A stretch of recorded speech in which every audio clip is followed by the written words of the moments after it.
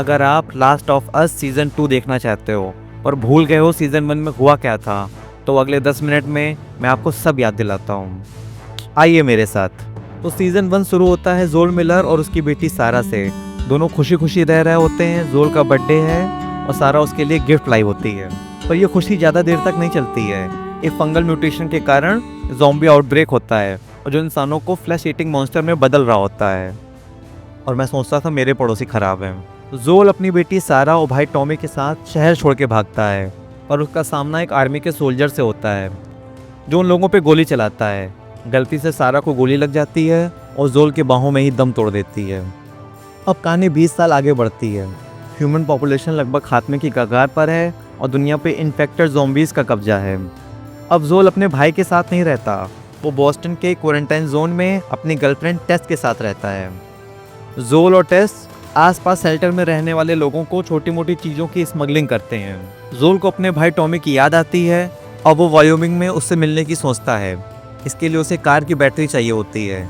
जोल के साथ एक स्कैम होता है और कार की बैटरी रेबल ग्रुप, जिसका नाम फायरफ्लाइज होता है, उनके पास आ जाती है। रेबल ग्रुप का फेडरल के साथ थोड़ा पंगा होता है। जोल की मुलाकात फायरफ्लाई की लीडर मार्लिन से होती है जिसको गोली लगी होती है।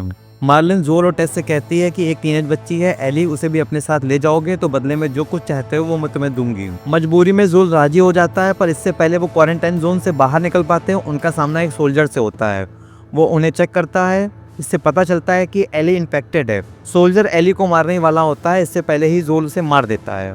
अब एली उसे बताती है कि मार्लिन ने उसे पाला है पर वो उसकी माँ नहीं है। वो आर्मी स्कूल में बड़ी हुई है। बीते दिनों वो इन्फेक्टेड हुई थी पर उसका इन्फेक्शन फैला नहीं है, वो इम्यून है। इसीलिए मार्लिन उसे फायरफ्लाई के साइंटिस्ट के पास जांच के लिए भेजना चाहती है। रास्ते में इन तीनों का सामना क्लिकर से होता है जो ज़ॉम्बी का एक टाइप है। वो अंधे होते हैं पर साउंड पर रिएक्ट करते हैं।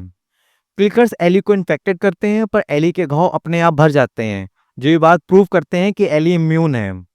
जब वो मैसाचुसेट के हेडक्वार्टर में पहुंचते हैं तब उन्हें पता चलता है कि सारे साइंटिस्ट मारे जा चुके हैं। अभी जोल की मुसीबतें कम नहीं होती। कैम चारों तरफ से कॉर्डिसेप्स से घिरा होता है।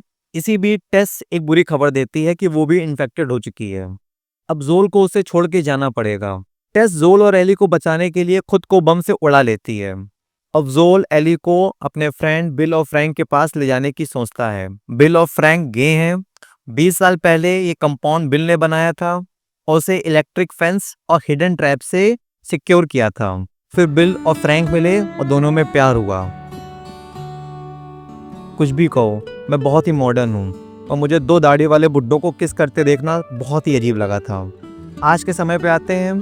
फ्रैंक बहुत बीमार है और वो इस तरह से घुट घुट के जीना नहीं चाहता। दोनों वाइन में जहर डाल के खुदकुशी कर लेते हैं। फ्रैंक और बिल के मरने के कुछ समय बाद जोल और एली वहां पहुंचते हैं। जोल उन्हें मरा पाके इमोशनल हो जाता है और वो सोचता है कि हर वो इंसान जिससे वो प्यार करता है वो मर ही जाता है।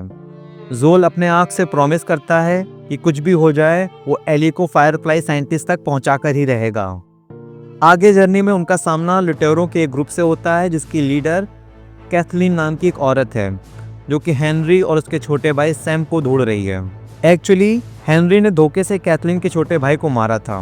फिर जोल और एली की मुलाकात हेनरी और सैम से होती है और जोल उसे भी साथ ले चलने के लिए राजी हो जाता है। आर्मी उसे ढूंढ लेती है। वो उसे मारने ही जा रहे होते हैं तभी इन्फेक्टेड ज़ॉम्बी का आउटब्रेक होता है। पर इन सब के बीच में सैम भी इन्फेक्टेड हो जाता है। एली ये बात किसी को नहीं बताती और सैम पर अपना खून गिरा के उसे इम्यून करने की कोशिश करती है। पर अगली सुबह सैम ज़ॉम्बी बन जाता है जिसके कारण हेनरी को अपने छोटे भाई को मारना पड़ता है। हेनरी उसे दफनाता है और फिर सुसाइड कर लेता है। 3 महीने बाद जोल और एली टॉमी के पास वायोमिंग पहुंचते हैं। टॉमी उन्हें अपने प्रेग्नेंट वाइफ मारिया से मिलाता है। जोल टॉमी से कहता है कि वो एली को फायरफ्लाई साइंटिस्ट के पास लेकर जाए क्योंकि जोल को लगता है कि वो हर उस इंसान को खो देता है जो उसे प्यार करता है और वो एली को खोना नहीं चाहता। जब ये बात एली को पता चलती है तो थोड़ा सा इमोशनल ड्रामा होता है और फाइनली जोल एली को साथ ले चलने के लिए राजी हो जाता है। रास्ते में रेडिकल का एक ग्रुप इन दोनों पर हमला करता है जिसमें जोल घायल हो जाता है। अब एली जोल का ख्याल रखती है। वो उसके घाव भरने की कोशिश करती है, वो उसे सेट करती है, शिकार करती है, पर जोल की हालत बहुत ही ख़राब होती है। इसी बीच एली को 2 लोग मिलते हैं जो उसके मारे गए हिरन के बदले उसे पेनिसिलिन देने का वादा करते हैं। अब एली जैसे ही जोल को पेनिसिलिन देती है, रेडिकल ग्रुप उस पर हमला कर देता है और एली को उठाकर ले जाते हैं। अब ये लोग एली को भी मारने की कोशिश करते हैं, पर एली जैसे तैसे उन लोगों को मार के वहाँ से भाग लेती है। रास्ते में उसे जोल मिलता है और वो उसे कंसोल करता है। आगे जर्नी में उनका सामना फायरफ्लाई के ग्रुप से होता है, जो उन्हें अपने हेडक्वार्टर ले जाते हैं, जहाँ पे वो वापस मार्लिन से मिलते हैं। मार्लिन जोल को एली की बैक स्टोरी बताती है।